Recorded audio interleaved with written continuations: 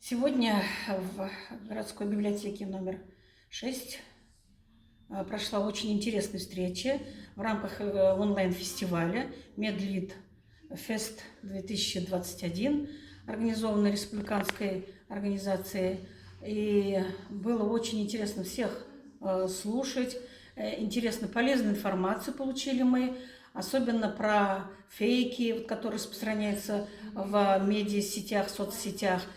Лично для меня было очень полезно. Қатысушылар негізінен егде жастағы зейнеткерлер, бірақ дей тұрғанмен ол зейнеткерлердің арасында да кезінде мемлекеттік органдарда, бюджеттік салада көп жыл еңбек еткен ардагерлер болды.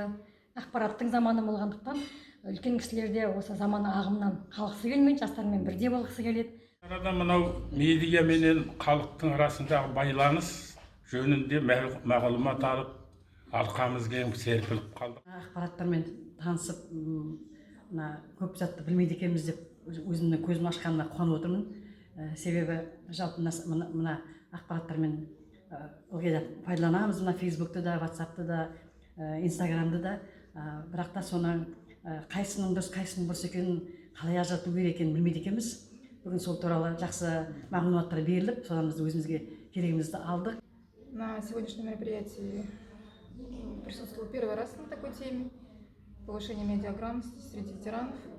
Я думаю, что это очень актуально. Сейчас пожилое поколение тоже живет активной общественной жизнью, и им эти знания нужны, и, надеюсь, в дальнейшем пригодятся. Ну, в принципе, они уже владеют интернетом, владеют информацией. Немножко им помогли, как пользоваться программой Zoom, так как в период пандемии практически все мероприятия проходят онлайн. Я думаю, что эта программа им пригодится.